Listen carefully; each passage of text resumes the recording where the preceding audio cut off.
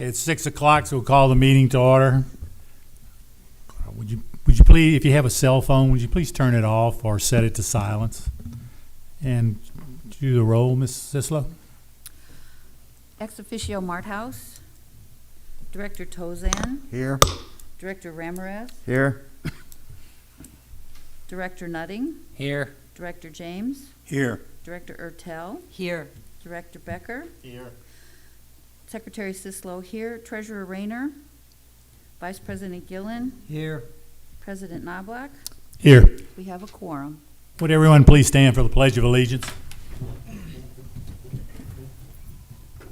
I pledge allegiance to the flag of the United States of America and to the republic for which it stands, one nation, under God, indivisible, with liberty and justice for all.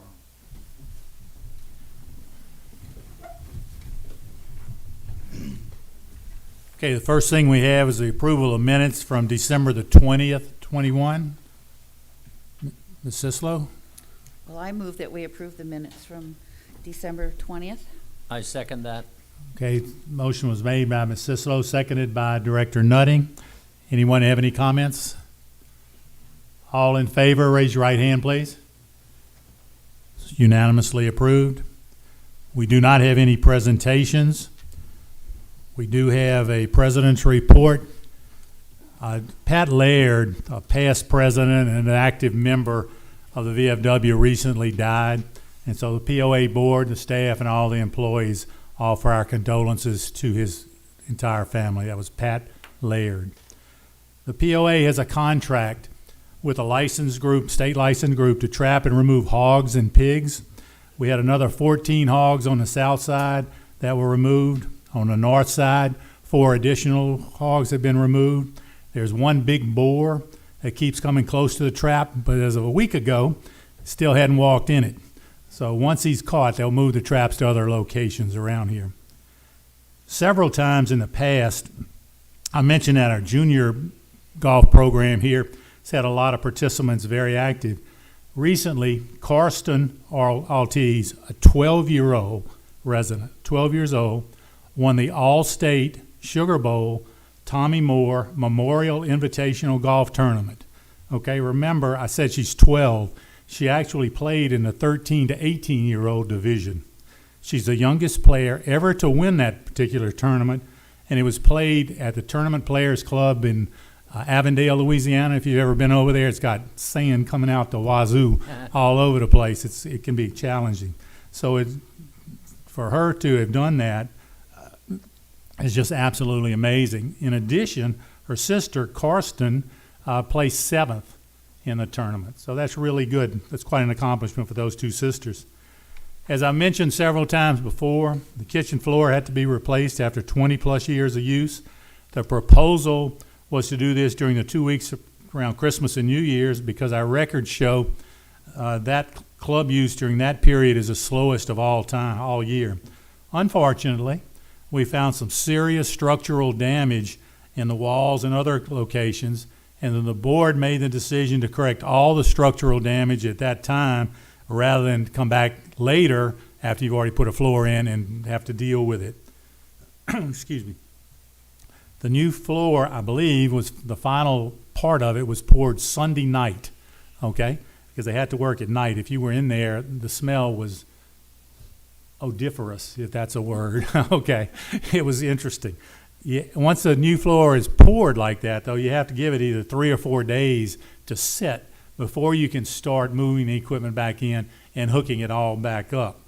In addition, so hopefully we can start moving it back in towards the end of this week. But additionally, it's going to take a little extra time because we don't have any food supplies, hardly, because we don't have places to keep them.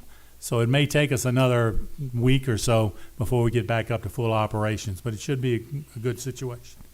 The food and beverage staff are all thanked for all their extra efforts during these renovations, and all our customers who thanked for their continued use of the club and the beverage area. Like I said, hopefully we'll be back to normal within the next 2 weeks. The target date for new menus in Latitude 30 and the Oak Room is mid-April. If you'd like to participate and give feedback on the proposed new items, there's going to be an Oak Room tasting event on Thursday, February the 17th, and Latitude 30 tasting event on Thursday, March the 3rd. There's limited seating during both events, so you must purchase your ticket from the office in the club ahead of time. Just remember, it's limited seating, so purchase ahead. We also have an election for 4 new officers and 3 directors in June of 2022. So we'll give out more information on that next month. And we hope to see you using some of our amenities, or some of your amenities also. Thank you. The committee reports next. Start down here. Mr. Ramirez, do you have anything? So can y'all hear me? Just hang on, yeah. The grounds committee, we've gone to meeting quarterly, so we did not meet this month. However, we did get feedback from the tour that we had done and items that we had found, and just about everything has been taken care of, and I want to hats off to Greg and your whole group for taking care of those items. The safety committee did meet. We have plans now to meet with the department managers group on Thursday. Sorry, y'all, that's an alarm that should have been, well, it's off, but anyway. So we're going to meet with the department managers and Greg, and hopefully be able to move forward with safety teams and get that ball to rolling. That it? That's it. Okay, Mr. Gillen, No, nothing to report. Ms. Sislo, Nothing to report from Rec Committee. Mr. Becker. Yes, the golf committee met on January the 13th. Some of the topics we talked about was the status of golf renewals, the drainage analysis. We had 6 holes analyzed by a company from New Orleans with the assistance of a golf course architect as far as drainage problems we're having, just so they could lay out possible solutions that we could take in the future. They were 1, 3, and 5 of the Cardinal, and 1, 4, and 9 of the Pine. The architect also helped us look at some of the sand traps and gave us some ideas about those. We talked about the Easy-Go carts and how they were holding up, and the consensus was they were doing well. And we talked about the golf shop inventory update, which is still somewhat challenged, but seems to be doing better. That's it. Okay, thank you. Dr. Nutting? Anything? Nothing from me, thanks. Ms. Ertel? Yeah, the House Committee did meet. You had gone over the kitchen floor issue and the wall replacement, and then the different tastings that they're going to hold between the Oak Room and for the menu changes. And then the other things that were discussed were the fryer and the need for the benches to be replaced out in the front. That's all I have. Okay, thank you, Mr. Tozan. I have nothing to add. Mr. James? I have nothing. Thank you. Okay, now General Manager's report. Mr. Abity? Good evening, thank you. In your packet this evening, I have a number of various reports. The first one being a revenue summary for year 2022 to date. And in it, it discloses that of the membership, we've had 2,527 people respond with payment of either the annual dues or subscribe to the monthly payment. Total revenue received for POA member dues to date is $803,492. By comparison to the previous year, this is about 10% more than we received same time period a year ago. Golf club memberships, we've had 240 individuals respond to subscribe to either annual or monthly payments. The golf club shows a revenue of $353,987 to date. The tennis memberships, we've sold 32 response and $15,100. And a new membership, pickleball membership, we've had 2 individuals subscribe to the pickleball. So that's probably the biggest increase that we've received to date. Mentioning pickleball, I'll disclose to you and those in the audience and those watching on TV that the courts near the main clubhouse, there's a tennis court, and we've converted the neighboring court to 2 pickleball courts. We've resurfaced with your approval and budget approval. They've been resurfaced. They look very nice, and they're now available for play. The process of gaining access, there's a summary version that we plan to operate it through the golf shop staff. And individuals who are, whether they're a golf club member, a tennis club member, or a pickleball member, that membership gives you access to those courts, with reservations being available to you 3 days in advance. POA members in good standing, those individuals who pay their annual or monthly dues, will gain access to those courts with reservations being available to them 1 day in advance at no additional fee. Any guests that are brought through a member would pay a nominal fee for court usage. The courts will be locked, and individuals will be expected to report to the golf shop, leave a photo ID, gain access to the court, and then pick up their ID following use of the court. So we're in the preliminary phase of getting this started. The courts are now just available. We'll try it out and work out any kinks as we go along. The next report in your packet is the collections report, and this indicates that the collections efforts derived $27,000 through the period of, it looks like it's through January 12th. So $27,000 for the month, and that indicates pursuit of past dues and monies that are owed to the POA from delinquent accounts. The financial summary, you'll see November is included in your packet. Believe it or not, COVID hasn't impacted everybody, but it's impacted some. And our controller has had family members who've come down with COVID, and he's been quarantined, and it's removed him from being able to generate December year-end numbers. He and I spoke before this evening's meeting, and he assures me that he will make this a priority and get the December numbers and year-end tallies to everyone within the next couple of days. The November report does indicate that we fared favorably with net income gain, $83,000, and year-to-date, over $2 million to the positive. Just going through these fabulous reports. The next one is food and beverage sales. It gives a comparison by month of October through December, and also January through the 9th day of January.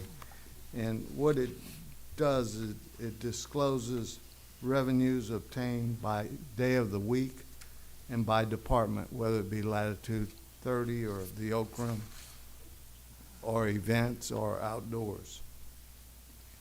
The amenity use agreement shows the activity on golf, tennis, the marina, and the RV storage.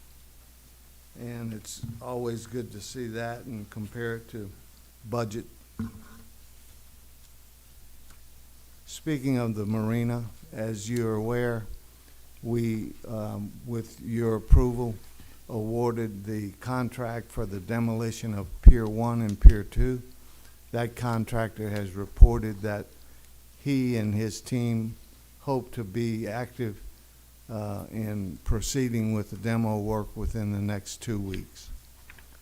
Following that, the engineer group that we have under contract indicates that they will award the contract or advertise the contract for replacement and installation with floating docks. And that advertisement is to be released Wednesday, January 26th.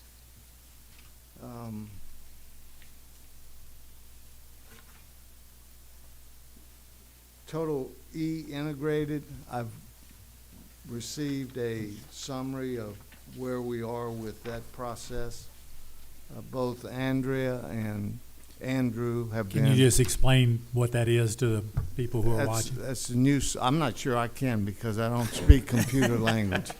But I know this, the ability to communicate from one location to the next and to somehow put it in a meaningful report form is much needed at Diamondhead. And Andrew Sanders and Andrea have been heading this process of working with the agency to bring this system in and begin a transition. And currently, the administrative work and the receipt of dues is going through this system. The next phase will be the point of sales at golf, tennis, and the various outlets, food and beverage. And they're targeting, I'm going to say, mid-February. And some of you may recall, but there was a very optimistic projection as to when this would be active. And I think that forecast was the first of the year. And others felt that it might be more like March 1st. So we'll see. The first of the year has passed. They too have been battling with COVID, and they're doing a great job bringing the system online. The last report is an employee census, which gives you a sense as to where our employee base sits and deals with new opportunities in the marketplace. I think we need to be aware and sensitive that there are other employers and some employees are looking at other options. We've had some fallout in certain departments. Golf course maintenance has been dealing with a shortage of some staff, but if there's ever a time during the calendar year to be short-staffed for golf course maintenance, it would be now. Overall, the employees certainly pleased that the mandate isn't enforced based on the most recent rulings.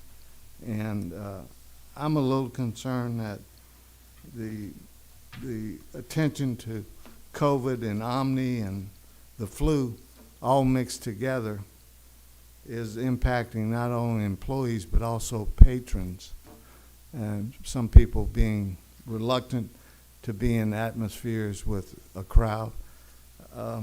You know, I'm a relatively old person. That's relatively. Not as old as some of us. And my memory was that when you caught a cold, you dealt with it. And for whatever reason, the attention in our country is so focused on this. I'm not a doctor, don't want to be one, but it's got things where it's a real concern, and we're going to work our way through it. We're fortunate to have a wonderful outdoor patio and space for people to spread out. I want to echo your sentiment, Ernie, in terms of the food and beverage staff for the job that they've done under some adverse conditions. But most of all, I want to express thanks to the members and the patrons for continuing to support the club, because without that, none of this matters. So that's the end of my report this evening. Anyone have any questions for him? Yeah, well, I don't have a question, but I would just like to echo what Ernie has said and what you've said.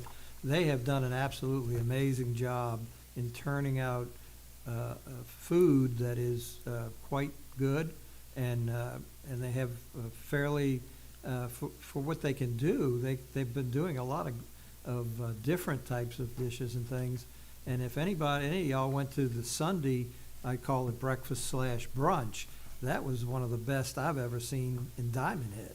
They did an absolutely amazing job without a kitchen. So, if you're not coming to the club to eat, when that kitchen gets reopened again and they get stocked up, you're missing out. Appreciate your saying that. Under the watchful eye and creativity of a new executive chef, Chris Smith, he and Chris Rahm are working hand in hand, and they put a good team together. And as you've stated, the quality of the product and the variety of offerings is very favorable. So Yeah. thank you. I can't wait for the new menu. Dr. Nutting? Yeah, just one little point. First of all, thank you for all your hard work, Mr. Aberdeen, and your very informative and thorough reports, which you always get. Just to go back to the pickleball a little bit, it's being run through the pro shop. Can they rent equipment there? Yes, And it's in the pro shop for them? it will be. Okay, thank you. You're welcome. But that's just for the courts over there by the. Swimming pool.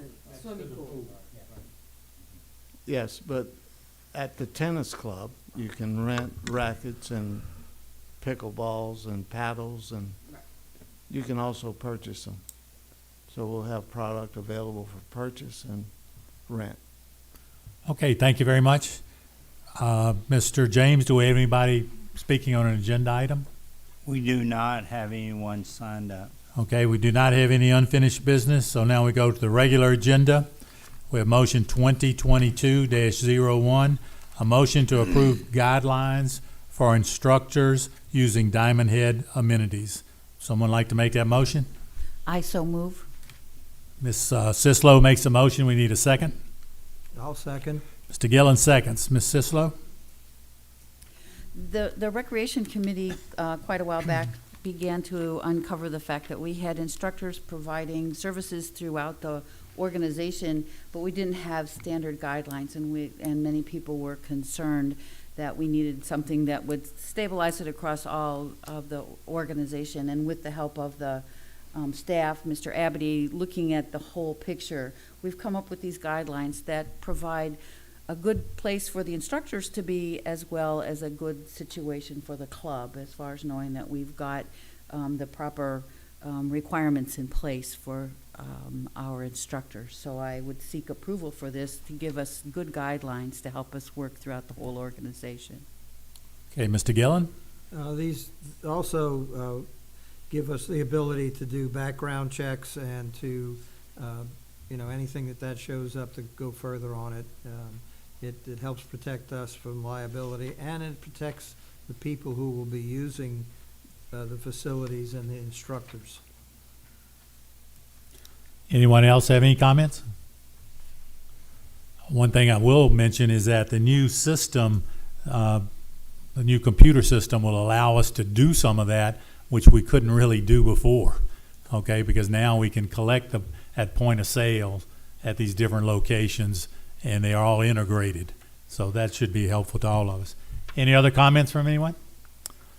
All in favor, please raise your right hand. It's unanimously approved. Thank you. Second, motion 2022-2, a motion to approve the purchase of a backline fryer for the club kitchen not to exceed $1,500. Somebody like to make that motion? I make that motion. Mr. Tell makes a motion. Do we have a second? I'll second. Mr. Ramirez seconds. Mr. Tell? This is, when they moved all the equipment out of the kitchen, this was a piece of equipment that they had someone come in and clean and refurbish, and it didn't really make the refurbishment.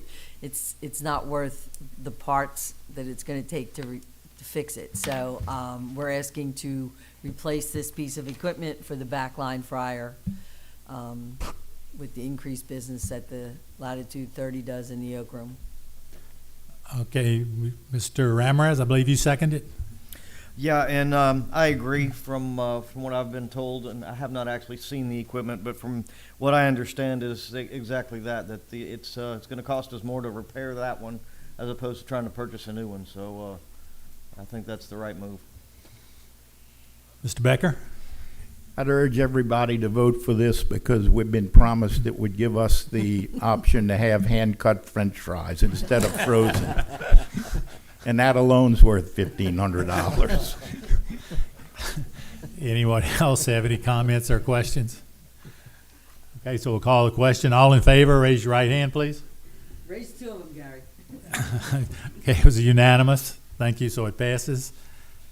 The third is a motion 2022-03, a motion to approve the purchase of 2 replacement benches for the front door to the club.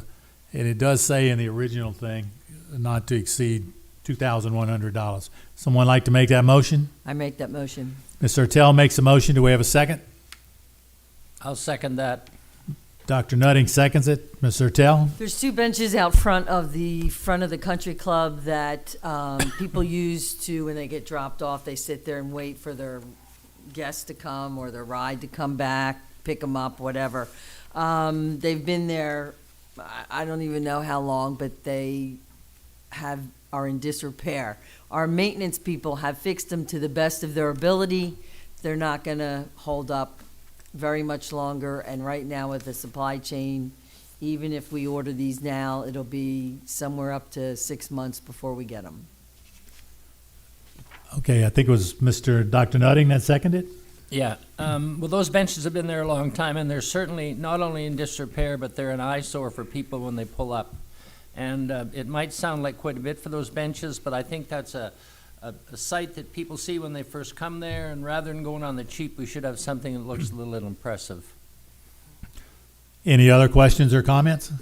The only comment that I have is, so we know that they have had problems. I know that they've been repaired.